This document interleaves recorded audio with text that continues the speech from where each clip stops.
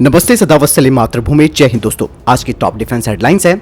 Argentina की वायुसेना भारत के साथ तेजस एयरक्राफ्ट के बारे में जानकारी हासिल कर रही है।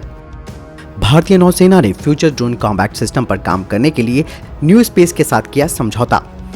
लंबे समय से देरी के बाद अब सेना की एयर डिफेंस का मॉडर्नाइजेशन किया जाएगा। तीसरे एयरक्राफ्ट कैरियर आईएनएस विशाल के लिए भारतीय नौसेना प्रमुख chief of defence staff general Vipin Rawat से मिलने वाले हैं। नौसेना के कमांडरों के सम्मेलन में तबाही के हथियार बनाने में जुटा चीन, अंतरिक्ष में किया महाविनाशक मिसाइल का परीक्षण।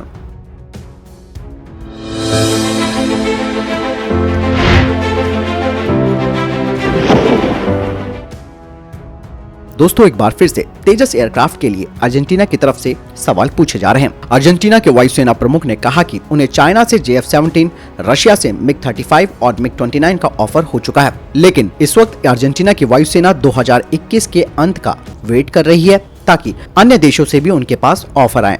साथ ही उन्होंने कहा कि हमारी वायुसेना ने तेजस लाइट कॉम्बैट एयरक्राफ्ट के बारे में जाना है और शुरुआती बातचीत हो चुकी है भारतीय अधिकारियों के साथ और हम दोबारा इसके लिए बातचीत कर रहे हैं। अर्जेंटीना के वायुसेना प्रमुख ने कहा कि हमें जो ऑफर चाइना और रशिया की तरफ से दिए गए हैं, हम उनसे खुश नहीं हैं, क्योंकि उन्होंने पूरी डिटेल हमारे साथ शेयर नहीं की है, जो कि हथियार, लॉजिस्टिक और परफॉर्मेंस की है। वहीं दूसरी तरफ LCA तेजस पर भारत ने स्वदेशी रूप से बनाया गया रिफ्यूलिंग प्रोब भी लगाया है, जिसे कि अर्जेंटीना वायुसेना के सामने पेश किया जाएगा। लेकिन यहाँ पर अब सवाल ये उठता है कि ब्रिटिश इजेक्शन सीट होने की वजह से क्या तेजस को एक्सपोर्ट होने में दिक्कत आएगी अर्जेंटीना के लिए। लेकिन भारत ने भी इसका तोड़ निकाल रखा है, जिसके तहत HAL ब्रिटिश इजेक्शन सीट की जगह रशियन इजेक्शन सीट को लगा सकता है, लेकिन इसके लिए तेजस के ग्लास कैनोपी के डिजाइन में बदलाव करना होगा और इसे फिर से सर्टिफिकेशन प्रोसेस से गुजरना होगा। हालांकि इतना आसान भी नहीं है भारत के लिए अर्जेंटीना को तेजस बेचना, और इतना कठिन भी नहीं है, लेकिन अगर ऑर्डर अच्छा मिलता है तो डेफिनेटली भारत अर्जेंटीना के हिसाब से LCA तेजस को कॉन्फ़िगर करेगा।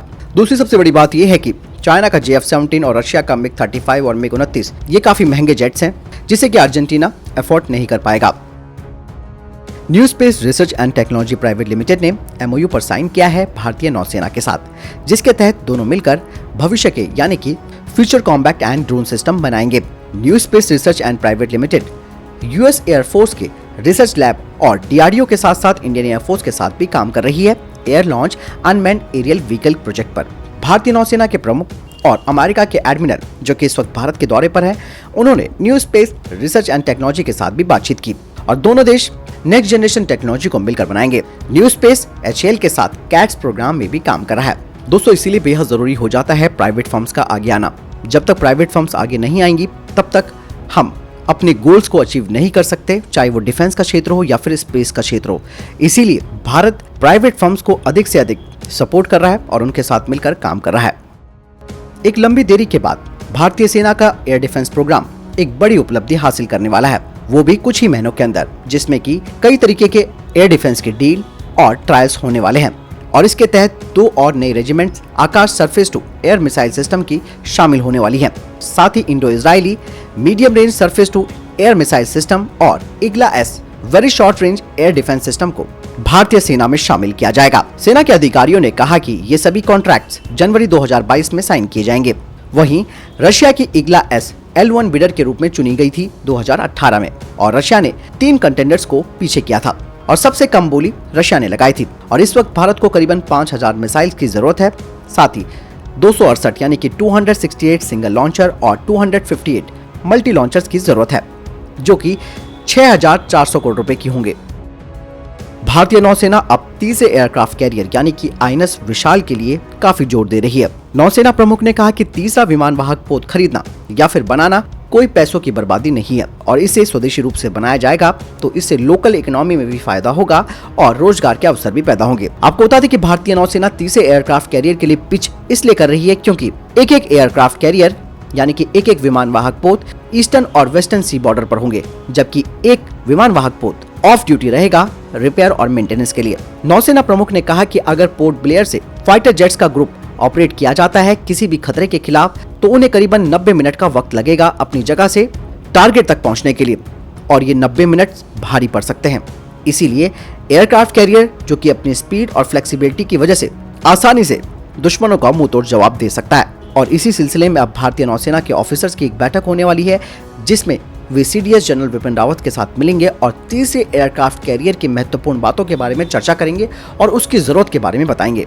तीसरा एयरक्राफ्ट कैरियर दोस्तों, हमेशा से मैं बोलता आया हूं कि हमें बेहद जरूरी हो गया है, क्योंकि चाइना भी अब लगातार अपने एयरक्राफ्ट कैरियर पर फोकस कर रहा है। चीन लगातार अपने आप को एक महाशक्तिशाली बनाने का प्रयास कर रहा है और इसीलिए वो कई तरीके के गुप्त परीक्षण करता आया है, लेकिन इस बार चीन ने अपना मिशन छुपाया नहीं है। रिपोर्ट्स के मुताबिक ड्रैगन ने अगस्त के महीने में महाविनाशकारी हाइपरसोनिक मिसाइल का परीक्षण किया था, जिसका खुलासा अब जाके हुआ है। ये मिसाइल परमाणु क्षमता वाली मिसाइलें हैं। चीन की तरह अंतरिक्ष से मिसाइल दागने की क्षमता अभी किसी देश के पास नहीं है। चीन के इस कदम से कई बड़े देशों ने चिंता भी जताई है। फाइनेंशियल टाइम्स की एक रिपोर्ट के मुताबिक चीन ने अगस्त में एक परमाणु सक्षम मिसाइल लॉन्च की, जिसने अपने लक्ष्य की ओर उतरने से पहले ही लो ऑर्बिट में पृथ्वी का चक्कर लगाया और ये मिसाइल अपने टारगेट से 32 यानी कि 32 किलोमीटर तक दूर गई। बताया जा रहा है कि चीन ने अपने हाइपरसोनिक ग्लाइड व्हीकल को लॉन्ग मार्च रॉकेट के साथ भेजा था। बताया जा रहा है कि चीन के हाइपरसोनिक मिसाइल के इस परीक्षण से अमेरिका की खुफिया एजेंसियां भी हैरान हैं और इस मामले में अमेरिका ने कहा कि चीन का ये कदम दहशत फैलाने के लिए है। इस वजह से हम चीन को अपने लिए नंबर 1 चुनौती मानते हैं। अमेरिकी अधिकारियों का मानना है कि चीन ने हाइपरसोनिक हथियारों पर आश्चर्यजनक प्रगति की है, जो कि अमेरिका की तुलना में कहीं ज्यादा उन्नत भी है। अभी तक केवल चीन, रूस और अमेरिका हाइपरसोनिक ग्लाइड वाहन विकसित कर रहे थे, लेकिन अब चीन इनसे आगे निकल गया है। इस मिसाइल को ट्रैक करना मुश्किल है। ये मिसाइलें रॉकेट से लॉन्च की जाती हैं और फिर अपनी गति से पृथ्वी की परिक्रमा करती हैं। इसकी स्पीड ध्वनि की रफ्तार से 5 गुना ज्यादा होती है। हालांकि दोस्तों, भारत भी HSTDV प्रोग्राम पर काम कर रहा है और जल्द ही भारत भी अपनी हाइपरसोनिक क्षमताओं को दिखाएगा और भारत इसके टेक्नोलॉजिकल डेमोन्स्ट्रेशन का प्रदर्शन तो कर ही चुका है, लेकिन अब वक्त आ गया है कि भारत को पूरी तरीके से अपनी पूरी क्षमताओं के साथ HSTDV को वास्तविक रूप से सामने लाना होगा। अमेरिका की नासा ने अपने तरह का पहला अंतरिक्ष मिशन लॉन्च किया है। इसके तहत लूसी नामक अंतरिक्ष यान को 12 वर्षों के लिए अभियान पर भेज दिया गया है, जो कि बृहस्पति ग्रह के यानी कि जुपिटर के 8 एस्ट्रॉइड्स के रहस्यों से पर्दा उठाएगा। इस दौरान जुपिटर प्लैनेट की कक्षा साझा करने वाले एस्ट्रॉइड के साथ मौजूद 7 रहस्यमयी चट्टानों के बारे में भी पता लगाया जाएगा। इन चट्टानों को ग्रहों के निर्माण का प्राचीन अवशेष माना जाता है और इनके जरिए सौर प्रणाली की उत्पत्ति के संबंध में भी जानकारी हासिल की जा सकती है। एटलस 5 रॉकेट के साथ लूसी को करीबन 6.3 अरब किलोमीटर की लंबी यात्रा के लिए रवाना कर दिया गया। अंतरिक्ष यान में लैब में बने हीरो की एक डिस्क भी मौजूद है, जिसे एक वैज्ञानिक उपकरण के लिए खास तौर पर तैयार किया गया है। करीबन 98.1 करोड़ डॉलर का ये लूसी मिशन है, जो कि बृहस्पति के ट्रोजन एस्ट्रॉइड के बारे में पता लगाएगा। माना जा रहा है कि ट्रोजन एस्ट्रॉइड उतने ही पुराने हैं जितनी पुरानी सौर प्रणाली है। इनमें कुछ तो अपनी कक्षा में मौजूद रहते हैं, जबकि कुछ बृहस्पति का पीछा करते हैं, यानी कि जुपिटर ग्रह का पीछा करते हैं।